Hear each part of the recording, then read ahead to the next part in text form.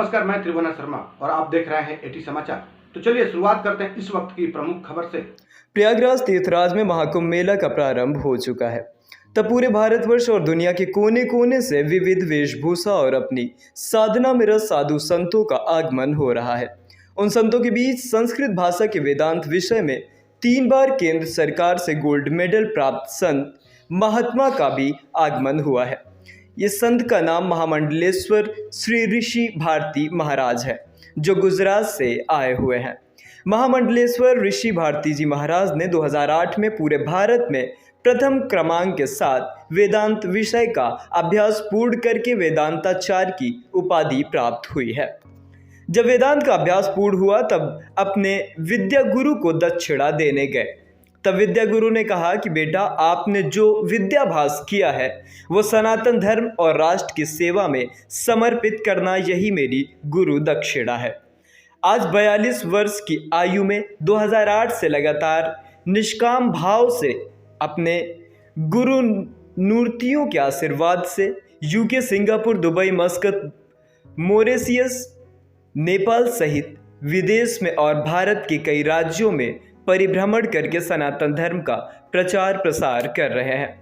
जब उनसे पूछा गया कि उनकी पसंदीदा विचारधारा क्या है, तो उन्होंने कहा कि देश से संप्रदायवाद, जातिवाद और प्रांत भेद दूर होना चाहिए, तभी एक सदीप्र बधुआ वदंती और सर्वे भवन्तु सुखिन और वासुदेव कुटुंबकम की भावना सिद्ध हो सकती है।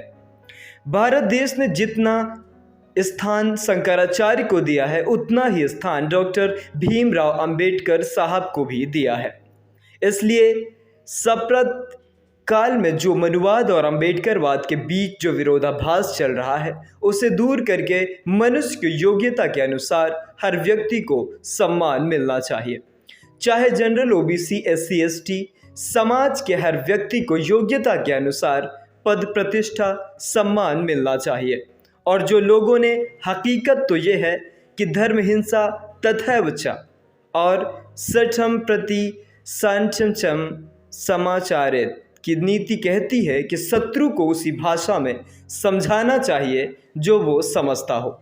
जिन गुरुओं ने ब्रह्म सत्य जगत मिथ्या की बात कही है, जिसने देश के निष्क्रियता फैल गई, भारतीयों ने पलायनवाद का सहारा लिया, लेकिन आज निश्चित रूप से देश योगी आदित्यनाथ कर्मयोगी संत महापुरुषों को पसंद करता है, ताकि देश प्रति के पथ पर आगे बढ़ सके। उन्होंने बताया कि आज देश में जो 5 प्रश्न हैं वह जनभागीदारी के माध्यम से माननीय बड़ा प्रधान नरेंद्र मोदी और उप मुख्यमंत्री योगी आदित्यनाथ जल्द ही दूर कर सकते हैं, जैसे प्रकृति की सुरक्षा और संवर्धन, आतंकवाद, गरीबी, गुलामी और बंधाधारण की मानवतावादी सुधारणा।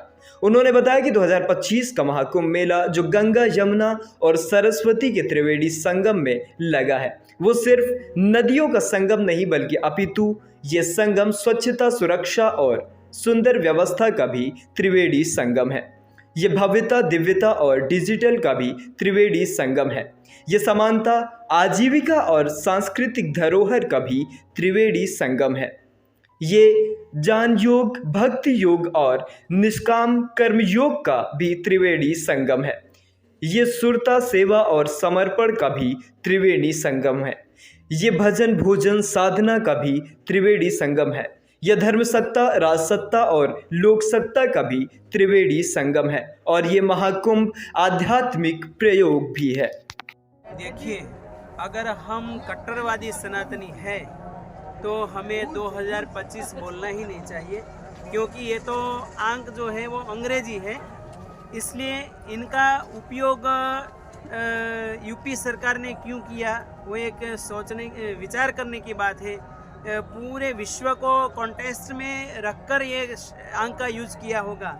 लेकिन फिर मैं कहता हूँ कि अगर हम कट्टरवादी हैं तो हमें 2081 शब्द, हमेरा जो विक्रम संवत लगता है वही लगाना चाहिए। हमारे संतों की ऐसी मानना है कि ये शब्द का यूज करें तो ही हम सच्चे सनातनी कहने के लायक हैं। देखिए, मैंने परसों भी कहा था कि सनातन धर्म में आज देखिए 55 लाख जितने साधु संत हैं जो सनातन के लिए कार्यान्वित हैं। उनमें से जो प्रकार होते हैं, एक पहले प्रकार है भजनानंदी संत। इसलिए मैंने कहा था कि आज पूरे इलेक्ट्रॉनिक मीडिया हो, प्रेस मीडिया हो, यूट्यूबर के भाई बहनें, उनको मेरी करबद्ध प्रार्थना है कि सिर्फ कोई लेडीज़ का सौंदर्य दिखाते हैं, कोई आंखें दिखाते हैं कि ये उनकी आंख ऐसी है, लेकिन ये जो पूर्ण महाकुंभ है वो एक धर्म का पर्व है, एक अध्यात्म का पर्व है, एक ध्यान का पर्व है जो हमारे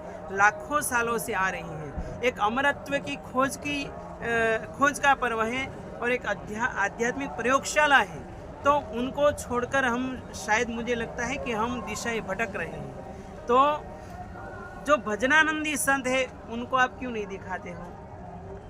दूसरे हैं सेवाभावी संत। आज जाइए पंडालों में, कोई कहते हैं कि यहाँ कोई व्यवस्था खाने पीने की नहीं, तो कितने संत महात्मा हैं अपना लंगर सदाव्रत चला रहे, अन्न क्षेत्र चला रहे हैं, निःशुल्क भोजन प्रसाद का व्यवस्था कर रहे हैं। ऐसे भी संत महात्मा हैं।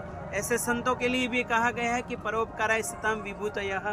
तो ऐसे संतों की स्टोरियाँ आप क्यों नहीं बनाते हो?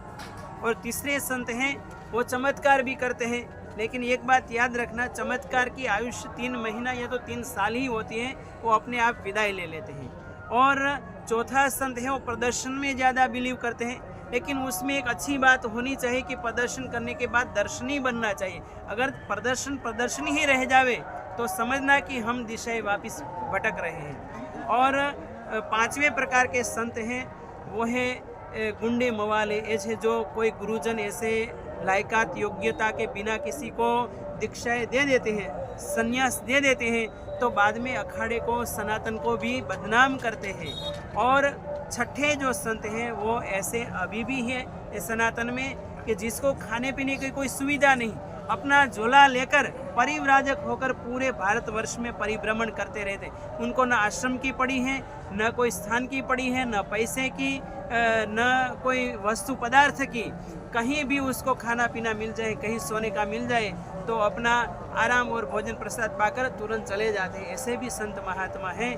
तो जो भजनानंदी संत हैं और जो सेवाभावी संत हैं उनके लिए कहा गया है कि परोपकाराय सताम विभूतयः, परोपकाराय फलन्ति वृक्षः, परोपकाराय दुह्वन्ति गावः। ऐसे संत को सनातन को भी जरूरत है। जैसे आज योगी आदित्यनाथ जी कर्मयोगी बनकर पूरे सनातन की और हमारे भारतवर्ष की सेवा कर रहे हैं। अब तक के लिए बस इतना ही। फिर मिलते हैं ऐसे ही खास खबरों के साथ। तब तक के लिए नमस्कार और आप देखते रहें एटी समाचार।